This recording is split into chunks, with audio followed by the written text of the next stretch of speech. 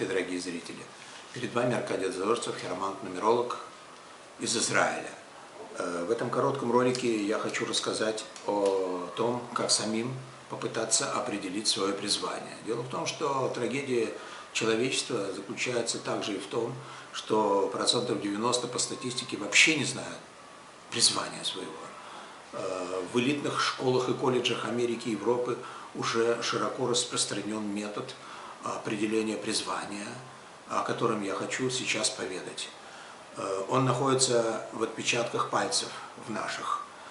Здесь вся жизненная программа, в том числе индивидуальная цель, призвание, жизненные уроки, проблемы, с которыми мы встречаемся, и с которыми мы родились, что движет человеком. То есть всю жизненную индивидуальную программу можно прочесть только по отпечаткам пальцев. Теперь дополнительно очень много помогает ладонь. Здесь видно, а может ли человек зарабатывать деньги, а как у него устроена голова, творческая ли она, может быть, мозг спит, а есть ли возможность заработать вообще деньги, и что движет человеком, есть ли воля, какие способности, и очень много-много других параметров, которые помогают определить призвание. Очень сильно помогает другая оккультная наука, это нумерология. Вот, к примеру, вот, пожалуйста, берем число, месяц и год рождения, вот он, 28 февраля 1941 года, составляем квадрат Пифагора. Составляется очень элементарно просто, за минуту. Складываем по горизонтали, получаем 27, складываем девятка.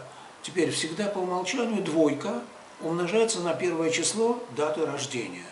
То есть дважды 2 – 4, от 27 отнимаем 4, 23, складываем пятерка. Все цифры этого ряда и второго заносятся сюда. Единица, 2, 3, то есть 9 цифр.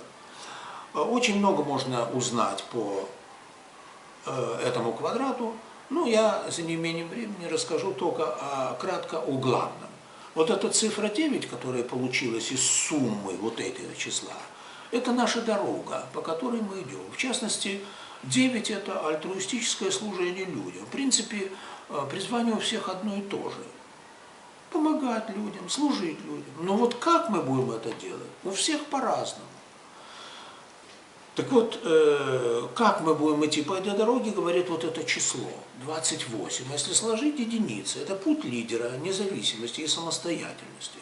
Скажем, а что мы будем делать на этой дороге помощи? Говорит вот это число. Двойка – это сострадание, работа с большим количеством людей, а семерка – это число науки, инженерии, творчества, а также оккультное число познать самого себя. Но так как у девятки дорога, кто родился с девяткой, так как это число у этих людей очень поздно возникает призвание, то этот человек, ну, речь идет, извините за, так сказать, нескромность, обо мне, это моя дата рождения, то этот человек в первой половине жизни, вот семерка, руководил проектными работами, и здесь, в Израиле, у него открылась семерка оккультная, то есть то, чем я сейчас занимаюсь. Ну, для этого должны быть еще кое-какие знаки на ладони от рождения. Теперь очень важно, вот эти три числа. Число рождения, в данном случае единица, полная дата рождения – это девятка, полное число, месяц, год складывается, вот, и получается 27, из которого девятка, и число имени. Если вот это и это число рождения и полную дату мы не в состоянии изменить, то число имени мы в состоянии изменить. Когда же мы его должны менять? А дело в том, что во второй половине жизни оккультное значение имени, то есть скрытые силы, которые действуют на нашу судьбу, они влияют почти на 100% именно во второй половине жизни. И половина имен оккультных плохих, если не сказать очень опасных. Это первое. Второе, если вот это число имени не находится в гармонии с числом рождения и с полной датой рождения, то будет неразбериха в делах, очень трудно достичь карьерного роста, не хватит силы для выполнения цели и так далее. Поэтому гармония этих трех чисел обязательно. Вообще, в принципе, в нумерологии рассматривается более 50 цифр, всяких разных, сравниваются, составляются графики. Есть график судьбы, график воли, когда человек бессилен в какой-то период вообще что-то такое предпринять.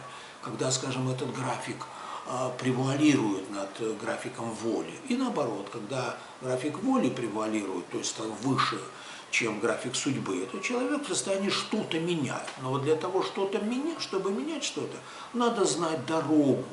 Так вот, хиромантия и нумерология дает возможность познать себя, в частности, призвание. Можно было, конечно, много говорить о том, как помочь найти призвание, но попытайтесь. Попытайтесь, зайдя на мой сайт hieromanт.biz.